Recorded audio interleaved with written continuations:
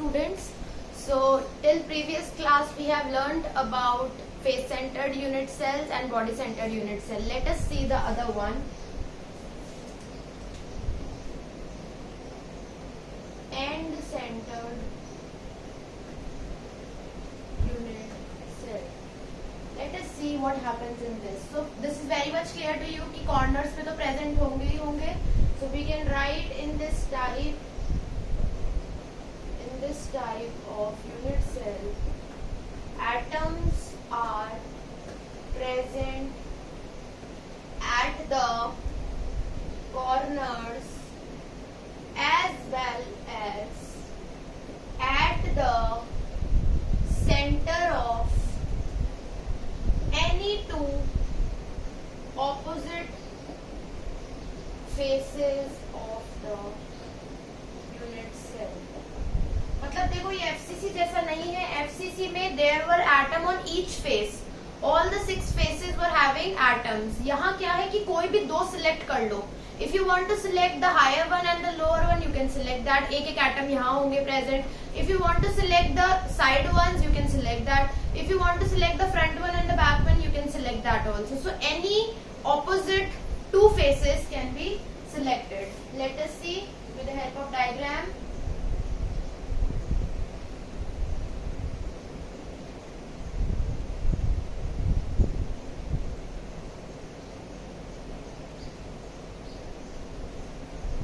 So the atoms are present at the each corners. It is present, and what I have told, it will be present and on any 2 opposite faces, at the center of any 2 opposite faces. So let me select the upper one. Let's suppose मैंने ये select कर लिया and the lower one. So the 2 atoms will be present, one at the top, one at the bottom, right? So this was about our 3 types of 3 centered unit cells. Now let us proceed. You can pause the video in between and you can make the notes. Now let us see a very important topic. 7 types of primitive cells and their dimensions. ये हमने अभी पहले भी पढ़ा है ना, जब हम यूनिट सेल पढ़ रहे थे तब we have studied about dimensions also, A, B, C, alpha, beta, gamma. So अब हम इसको डिटेल्ड वे में देखेंगे कि what happens in this. So देखो ये टेबल अब जो मैं बनाने जा रही हूँ, it is very very important. It is asked many times as a complete long answer. It is asked many times as an MCQ. So learning of this table is very very important for this chapter.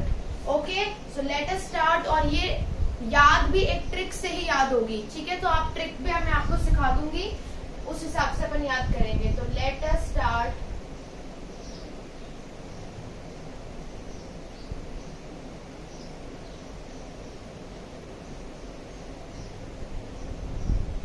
Okay, so this is the trick firstly, then let me write down.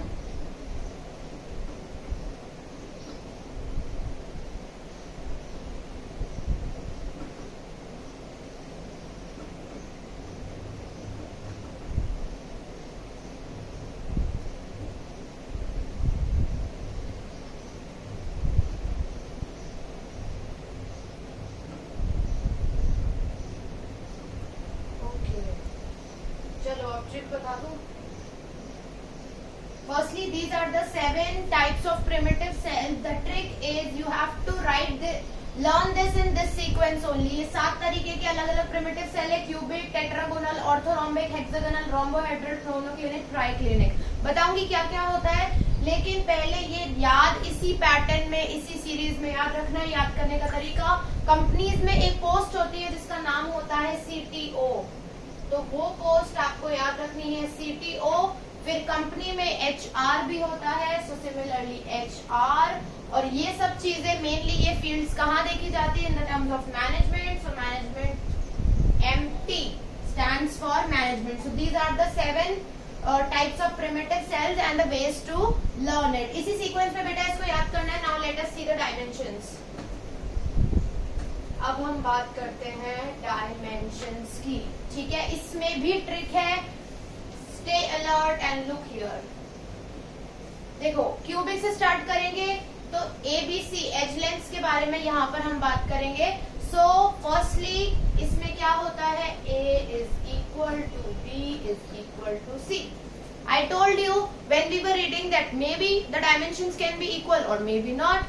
So see here in this cubic type of primitive cell, all these three dimensions will be equal. Then A is equal to B but not equal to C. This type of dimensions take place in tetragonal. Now देखो अब ऐसे याद करना है, इन दोनों में तीनों equal, इसमें ये अनइक्वल हो गया, इसमें सभी आपस में अनइक्वल हो गए। देखो सारे के सारे आपस में अनइक्वल हो गए। नेक्स्ट वाले में यही रिपीट हो जाएगा, सेम ऐसा रिपीट हो जाएगा, और नेक्स्ट वाले में उससे उल्टा वापस रिपीट हो जाएगा, उससे ऊपर वाला। ट्रिक इज इधर तीनों इक्वल, देन यहाँ एक डैश, यहाँ पूरा तीनों अनइक्वल, देन ये वाला रिपीट हो गया, and then this one got repeated, and for these two all three will be unequal. So beta by only this trick you can learn all the entire table. वैसे learn करना बैठोगे बहुत मुश्किल है, ठीक है। Now let us see the angle dimensions. So alpha is equal to beta is equal to gamma is equal to 90 degrees. Alpha is equal to beta is equal to gamma is equal to 90 degrees. Alpha is equal to beta is equal to gamma is equal to 90 degrees. So very nice. All the three are same. Okay. Now there are changes. Alpha is equal to beta is equal to 90, but your gamma will be, in the case of hexagonal, gamma will be 120 degrees. Gamma क्या होगा, 120 degrees. Now in case of rhombohedral थोड़ा सा change, alpha बराबर होगा beta के, बराबर होगा gamma के, मतलब तीनों इक्वल होंगे, but these will not be equal to 90 degrees. ठीक है, अब देखो ट्रिक, ये वापस रिपीट हो जाएगा, यही वाला थोड़ा सा वेरिएशन के साथ में। इसमें alpha will not be equal to beta is equal to 90 degree, नहीं यहाँ इक्वल है, alpha is equal to beta is equal to 90 degree, but gamma will not be equal to 120 degrees. ठीक है, now let us proceed. In case of triclinic क्या होगा, triclinic में तीनों ही alpha will not be equal to beta will not be equal to gamma will not be equal to 90 degrees. Right? So this is the case, and this is the only way by which you can learn. There is no other way by which you can learn this table, and this table is very, very important. Write it down.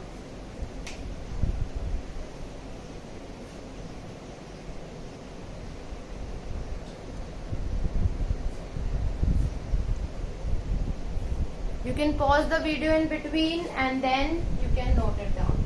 Let us proceed. ठीक है, ये याद कर लेना है, अच्छे से याद होना चाहिए ये टॉपिक आपको। This table given on page number 12 of your NCERT textbook.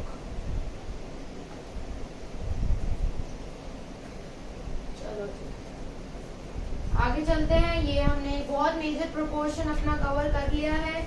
Let us proceed. Next important topic, number of atoms in unit cell. हम बात तो कर रहे थे, एटम्स होते हैं कॉर्नर पे होते हैं, बॉडी के सेंटर पे होते हैं, फेसेस पे होते हैं, ऑपोजिट फेसेस पे होते हैं, बट कितने होते हैं, ठीक है, लेट अस सी। सो आपका जो सबसे बेसिक प्रिमिटिव यूनिट सेल है, basic primitive unit cell what was that, जिसमें सिर्फ कॉर्नर्स पे प्रेजेंट थे,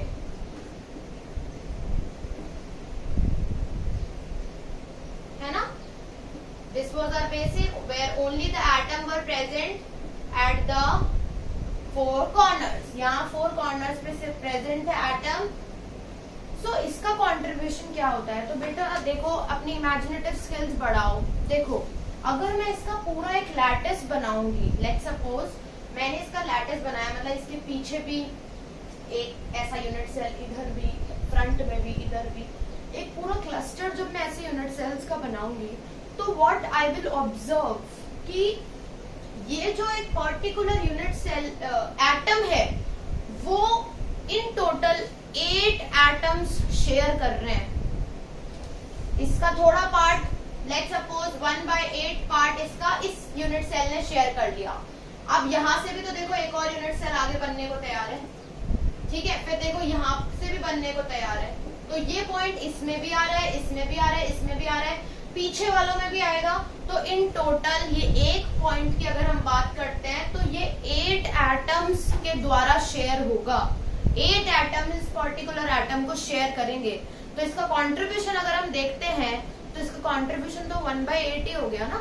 अगर ये 8 एटम्स में शेयर हो रहा है, सब 8 लोग इसको बांट के खा रहे हैं, तो एक को कितना मिलेगा? 1/8, but obvious.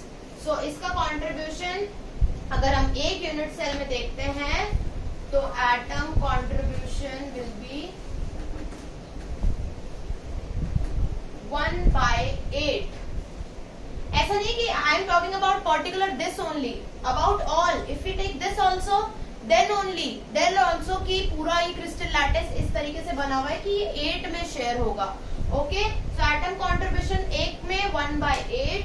So total number of atoms will be कि इसमें कितने एटम्स हुए, इसका 1/8 पार्ट, इसका 1/8, इसका 1/8, इसका 1/8, कितना बनेगा? 8 कॉर्नर्स 8 है ना, 8 into 1/8 how many? Only 1 atom. मतलब एक unit cell, primitive unit cell, primitive cubic unit cell सिर्फ एक एटम कंट्रीब्यूट कर पाता है। Let us talk about the next one, body centred. Body centred unit cell पढ़ा था, जो atoms were present at the corners and at the centre of the body, right? Very good, you remember it now. Let us make it.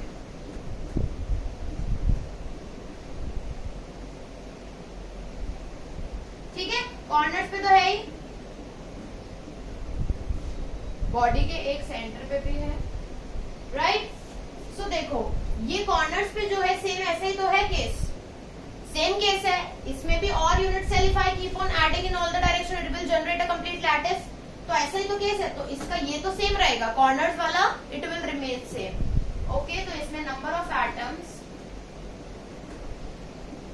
पहले corners वाले देख लेते हैं। तो corners वाला तो सेम रहेगा, 8 into 1/8 is equal to 1 atom आ गया यहाँ से। नाउ यू कैन सी कि एक यूनिट सेल में एक ही एटम बैठा है बीच में एकदम, वो कहीं शेयर नहीं हो रहा। दूसरा यूनिट सेल है इसके पीछे, तो उसका अपना बॉडी सेंटर्ड पे एक एटम है। थर्ड यूनिट सेल है, उसका अपना बॉडी सेंटर्ड पे एक बीच में बैठा है। तो पूरा एटम अकेला बैठा है, कोई शेयर नहीं कर रहा। तो अगर हम बीसीसी वाले सेंटर की बात करें तो only 1 atom.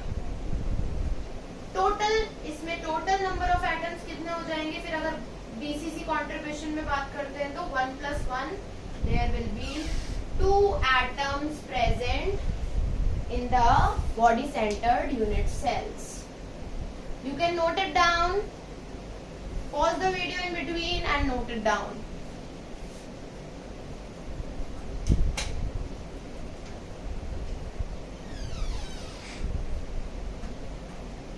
Let us see face centered unit cell. Face centre में कहाँ होते थे? कॉर्नर्स पे, और हर एक फेस पे 6 फेसेस होते हैं, तो हर एक फेस पे भी होते थे। तो ठीक है, कॉर्नर्स वाला तो कंट्रीब्यूशन वही रहेगा, number of atoms according to corners. According to corners that will remain same, 8 into 1/8 is equal to 1 atom. Now you see according to FCC, face centre पे भी है ना, तो ड्रॉ भी कर देती हूँ।